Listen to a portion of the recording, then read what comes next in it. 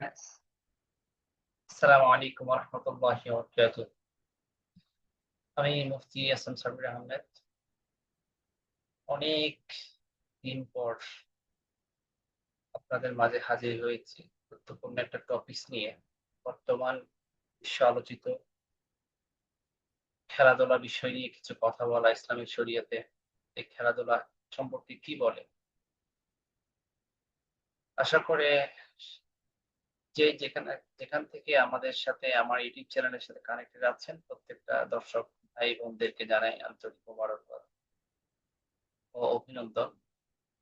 সেই সাথে স্বাগতম জানাচ্ছি আমার ক্ষুদ্র এই চ্যানেলে।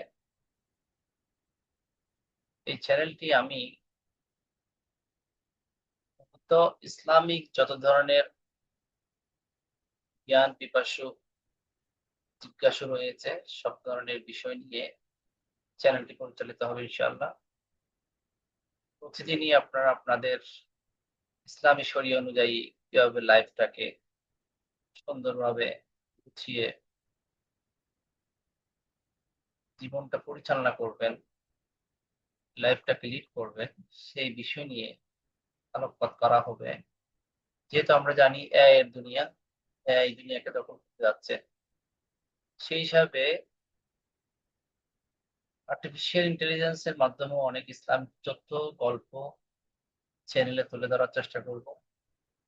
যাহাতে ভিজুয়ালাইজেশন করে, ইমাজিনেশন করে যাতে সকলে অনুধাবন করতে পারেন, ফিল করতে পারেন আসলে ইসলাম কত সুন্দর, ইসলামিক লাইফস্টাইল কত সুন্দর।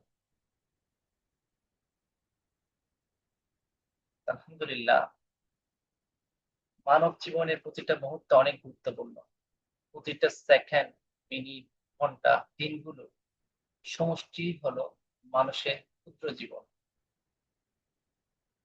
এই মুহূর্তগুলো সর্বদা চলমান। জীবনের আয়ু ফুরানোর আগেই প্রত্যেক মানুষকে হায়াতের মূল্যবান সময়কে কাজে লাগিয়ে আখিরাতের পুঁজি অর্জন করতে হবে। জীবন নামক পুঁজিকে ফলপ্রসূ কাজে বিনিয়োগ করে আখিরাতের সফলতা অর্জন করাই হলো মানব জীবনের আসল মকসুদ। আয়ুকালকেই পুঁজি করে যেহেতু প্রত্যেক মানুষ পরকালের সফলতা অর্জনে নিয়োজিত হবে, তখন এই ব্যবসায় ক্ষতিগ্রস্ত হওয়াই স্বাভাবিক বিষয়। কারণ এটি এমন পুঁজি না যা সর্বদা চলমান। আর চলমান পুঁজি নেওয়ার সময়কে কাজে লাগিয়ে মুনাফা অর্জন করতে হলে ব্যবসায়ীকে অনেক চতুর হতে হবে।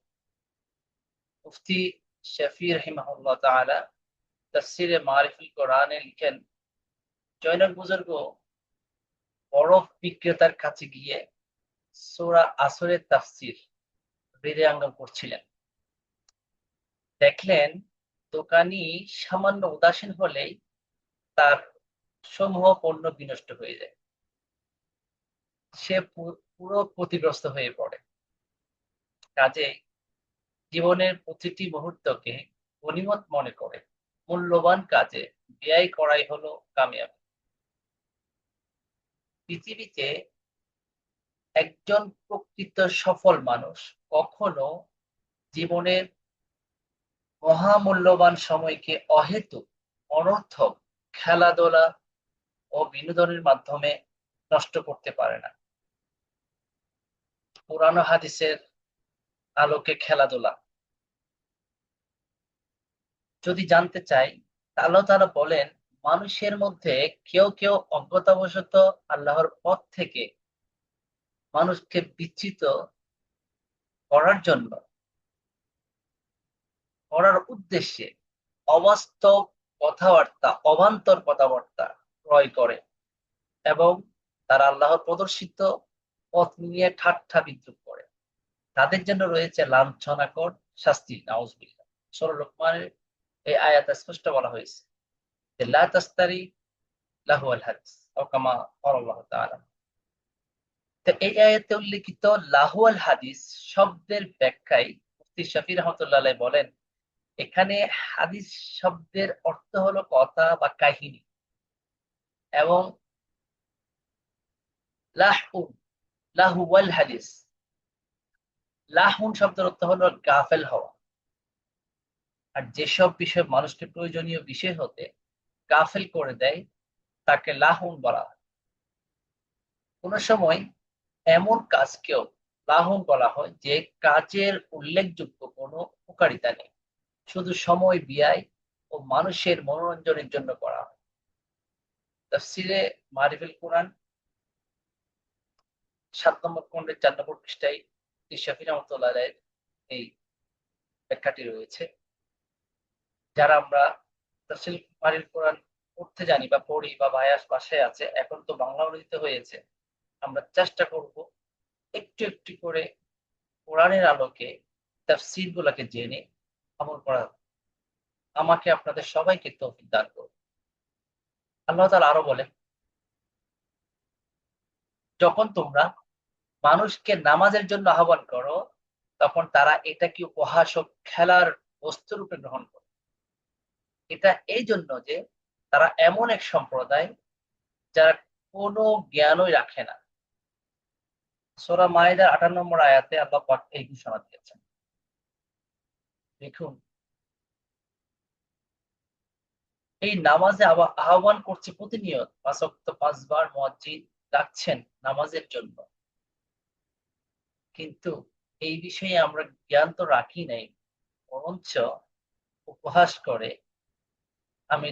আমরা এটাকে খেলার বস্তু হিসেবে গ্রহণ করছি। নাউজুবিল্লাহ। আল্লাহ আমাদের সকলকে ৫ ওয়াক্ত নামাজ দৈনিক নিয়মিত পড়ার তৌফিক দান করুন, আমিন।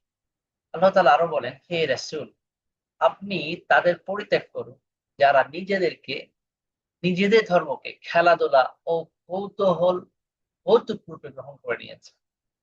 পার্থিব জীবনই তাদেরকে ধোঁকায় ফেলে রেখেছে। কোরআনুল কারীম দ্বারা তাদের উপদেশ প্রদান করুন। আল্লাহ পাক স্বয়ং রাসূল ইসলামকে উপদেশ দিয়ে, আমি বলবো একেবারে হুকুম দিয়েই বলেছেন কথাগুলো, যেন কেউ স্বীয় কৃতকর্মের ফলে আযাবে জড়িয়ে না পড়ে। সূরা আনামের ৭ নম্বর আয়াতে স্পষ্ট করে আল্লাহ পাক সুবহানাহু ওয়া তাআলা ঘোষণা করে দিয়েছেন, রাসূলকে বলেছেন স্পষ্ট ভাবে। আল্লাহ তাআলা আরো বলেন, হে নবী, রাসূল ইসলামকে অন্য একটি আয়াতে সূরা আনকাবুতের ৬৪ নম্বর আয়াতে আল্লাহ পাক বলছেন, হে নবী, আপনি বলুন আল্লাহ তাআলার কাছে যা আছে তা ব্যবসা বাণিজ্য এই খেলতামাশার চেয়ে অনেক উত্তম। আল্লাহ তাআলা সর্বোত্তম রিজিক দাতা। সাদ্দাদ ইবনে আউস রাদিয়াল্লাহু তাআলা আনহু সূত্রে বর্ণিত এক হাদিসে রাসূল সাল্লাল্লাহু আলাইহি ওয়াসাল্লাম বলেন, প্রকৃত বুদ্ধিমান সেই ব্যক্তি যে নিজের প্রবৃত্তির চাহিদাকে আয়ত্ত রাখে এবং মৃত্যু পরবর্তী জীবনের জন্য প্রস্তুতি গ্রহণ করে। আর আহমক ও নির্বোধ সেই ব্যক্তি যে নিজের প্রবৃত্তির অনুসারী হয়েও আল্লাহ তাআলার কাছে ক্ষমার আশা করে। অন্য একটি হাদিসে বর্ণিত আছে যে মানুষের সুন্দর ইসলামের নিদর্শন হলো অনর্থক বিষয়াবলী পরিহার করে চলা। আলোচ্য আয়াত ও হাদিসের আলোকে জানা গেল ইসলামী শরীয়তে সময়ের প্রতি পুরোপুরি গুরুত্ব দেওয়ার পাশাপাশি লক্ষ্য স্থির জীবন গঠনের নির্দেশ দেয়া হয়েছে। খেলাধুলা ও আনন্দে লিপ্ত থাকাই জীবনের আসল টার্গেট নয়, কিন্তু আনন্দ, ফুর্তি ও বিনোদন ইসলাম একেবারে অবৈধ নয়, বরং শরীয়ত সিদ্ধ আনন্দ, ফুর্তি ও বিনোদন করা অনেক ক্ষেত্রে প্রশংসনীয় বটে, যাতে মানব মনে আগ্রহ, উদ্দীপনা ও প্রফুল্লতার মাধ্যমে জীবনের শ্রেষ্ঠ লক্ষ্য অর্জনে মানুষ মনোযোগী হয়। খেলাধুলা সম্পর্কে শরীয়ত সীমা রেখা কতটুকু আমাদের সকলকে জানতে হবে। খেলাধুলার শরীয়ত সীমা রেখা, ইসলামী শরিয়ার মূলনীতি ও বিধিবিধান আল্লাহ তাআলা মানুষের জন্য উপযোগী ও কল্যাণকর বানিয়ে সাজিয়েছেন। ইসলাম মানব জীবনের লক্ষ্য স্থির রেখে আনন্দ, ফুর্তি ও প্রফুল্লতাকে পুরো সমর্থন করে। তাই শরীয়তের বিধিবিধান পালনে সংকীর্ণ মনা ও মনোক্ষুণ্ণ হয়ে আমল করার বিপরীতে আনন্দ, ফুর্তি ও প্রফুল্ল মনে আমল করাকেই ইসলাম অধিক পছন্দ করে। এই মূলনীতির আলোকে খেলাধুলা ও বিনোদনের ক্ষেত্র শরীয়ত সমর্থিত আনন্দ, উল্লাস ও বিনোদনকে ইসলামে পুরোপুরি অনুমোদন দেওয়া হয়েছে। এই প্রসঙ্গে হাদিসে এসেছে, 3টি খেলা ছাড়া মানুষের জন্য অন্যান্য খেলা অনর্থক। 3টি খেলা, তা হলো 1 নম্বর তীরন্দাজ করা, 2 নম্বর ঘোড়া প্রশিক্ষণ দেওয়া, 3 নম্বর আপন স্ত্রীর সঙ্গে আনন্দ কৌতুক করা।